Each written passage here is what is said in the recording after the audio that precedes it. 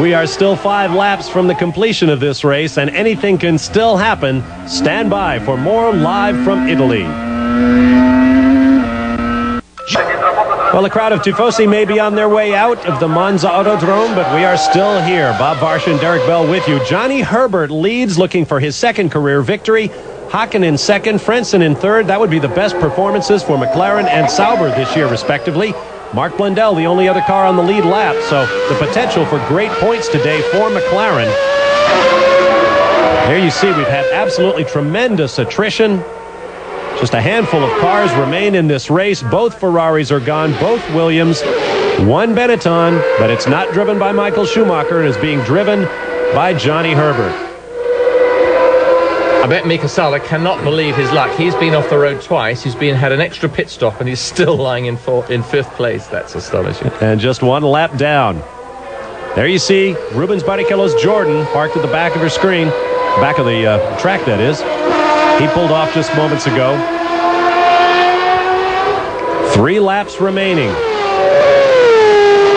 If the Marlboro McLaren Mercedes does come in second place, which it's obviously running that way, it's incredible for them, development-wise, to think that they're actually getting the car to finish now and be relatively competitive. I mean, they needed this sort of a finish. And, of course, Hakkinen had quite a few incidents over the weekend. He went off twice on Friday in warm-up and then in qualifying. And so, no, he wasn't exactly the most popular man in the McLaren tent. So I think the way he's driven through today, and, of course, Blundell finishing at this time, running in fourth place, is really very, very good for the Mercedes sort of morale, one might say. There is Mika Hakkinen, who was thrust into the role of team leader with McLaren, perhaps before he was ready for it, but he has certainly given it his all, driving with a different engine virtually every year with the team. 2 laps remaining. Of the top 6 in points, 5 are now out of the race. Only Johnny Herbert, who will pass David Coulthard for 4th place, and in fact will pass Jean Alesi for 3rd place in points. So Johnny Herbert, if he keeps it on the racetrack and wins this race with less than 2 laps remaining, he will leap all the way from 5th to 3rd in points. And as you see, he has Mika Hakkinen well in hand. Yes, he's pulled out about 7 seconds on Hakkinen in the last 15 laps, and obviously I think you'll find that Hakkinen's philosophy has been, I better keep this lot together because I'm not doing too well within this team right now. And obviously Mercedes are desperate to get feedback from finishing a race. If you don't finish it, you're not going to get feedback as to the performance of the engine, wear and so on. So it's vital that that car finishes, and they're finishing, running right now in 2nd and 4th place. At the beginning of the day, I said it stacked up as an interesting race. It has certainly been that. This 66th running of the Italian Grand Prix, 45th running here at Monza. And this front straightaway has been a part of racing lore for so many years. Final lap now for Johnny Herbert. It will be for Mika Hakkinen when he finishes the Parabolica and heads on to that historic front straightaway. The circuit has been here since 1922, one of the oldest in existence. There's Mark Blundell making his way around Mika Salo.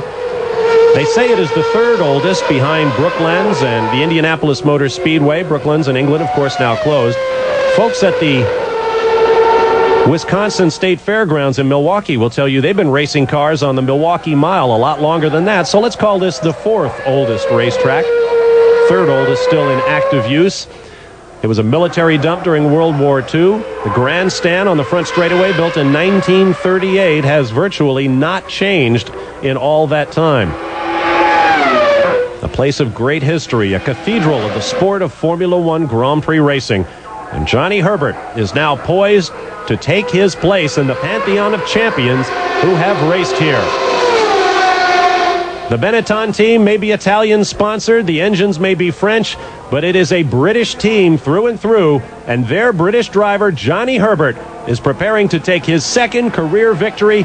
Knowing his career with the team is over, he is going to go out in style with 5 races remaining in the 1995 Formula One World Driving Championship. Johnny Herbert has come back to take his 2nd career victory, his 1st in Britain, his 2nd at Monza, and a Formula One driver, particularly of British heritage, could hardly ask for more.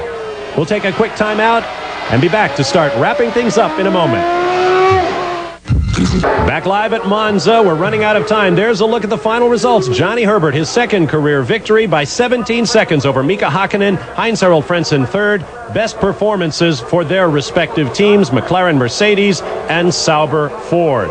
In the end, 9 cars were still running. Rubens Barrichello collects a return trip to the pits on Johnny Herbert's winning car. Here's a look at our Drivers' Championship. With 5 races remaining, Schumacher and Hill remain 15 points apart. Herbert leaps up to third in points, displacing Jean Alesi and David Coulthard. In the Constructors' Championship, Benetton Renault beginning to draw away, now 20 ahead of Williams Renault, with the Ferrari team trailing in third.